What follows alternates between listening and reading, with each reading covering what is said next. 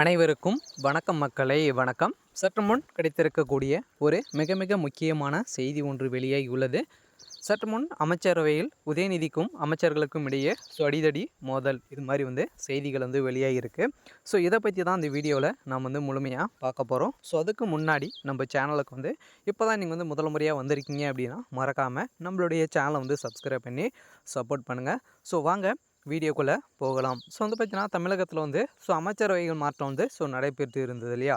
அதில் பார்த்தீங்கன்னா எக்கச்சக்கமான இது வரைக்கும் பார்த்தீங்கன்னா அமைச்சர்கள் அனைவரையுமே பெரும் கவலைக்கிடமாக இருக்காங்க இல்லையா? யாருக்கு எந்த பதவி கிடைக்கும் அப்படின்ற மாதிரி சொல்லி வருகின்ற நிலையில் அதிரடியாக மூவரை பார்த்தீங்கன்னா மூன்று அமைச்சர்களை புதியதாக நியமிக்கப்பட்ட சம்பவம். 3 அமைச்சர்கள் நீக்கப்பட நிலை இருக்கு இல்லையா? அதை தொடர்ந்து தான் பார்த்தீங்கன்னா அமைச்சர்களிடையே நிறைய மோதல்கள் ஏற்பட்டு இருந்த அந்த அமைச்சரவையில் பார்த்தீங்கன்னா நிறைய கலவரங்களும் ஏற்பட்டு இருக்குது. இருந்தாலும் பார்த்தீங்கன்னா அந்த கலவரத்தெல்லாம் நம்மளுக்கு காட்டி கொடுக்க மாட்டாங்க இல்லையா? இதுன்னு பார்த்தீங்கன்னா நம்மளுக்கு ரகசிய தகவல் வெளியாக இருக்குது. இதன் அடிப்படையில் தான் அமைச்சரவையிலேருந்து உதயநிதிக்கும் அமைச்சர்களுக்கும் இடையே பார்த்தீங்கன்னா வாதங்கள் ஏற்பட்டு இதன் அடிப்படையில் இன்று பார்த்தீங்கன்னா அதிரடியாக அடிதடி மோதல்கள் ஏற்பட்டு இருக்குது. ஏற்கனவே 3 அமைச்சர்கள் நீக்கப்பட்ட சம்பவம் பெரும் அதிர்ச்சியை சொல்லிச்சிருக்கு இல்லையா? அந்த அதிர்ச்சியின் காரணமாக உதயநிதி ஸ்டாலின் துணை முதல்வராக ஆகியிருக்கார் இல்லையா? அவர் பார்த்தீங்கன்னா அவர் அதட்டி வேலை வாங்கிட்டு வருகின்ற நிலையில் தான் அதிரடியாக ஏற்கனவே பார்த்தீங்கன்னா துரைமுருகன் அவர்களே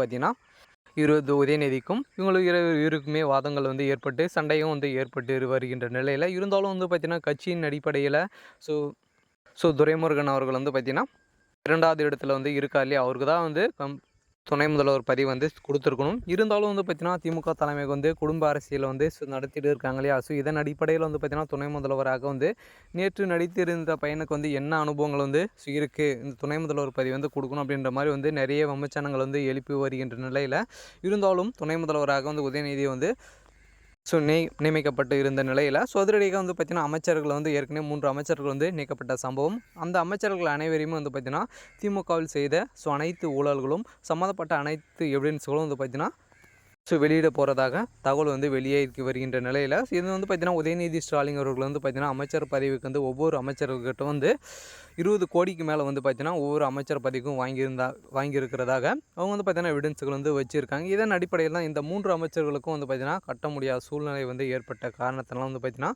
இவங்க வைத்திருந்த அனைத்து விதமான பணங்களும் சொத்துக்களும் பார்த்தீங்கன்னா விற்று கூட உள்ள பணம் வராத நிலை ஏற்பட்ட நிலையில் தான் பார்த்தீங்கன்னா அமைச்சர் பதவி பறி போயிருக்கு.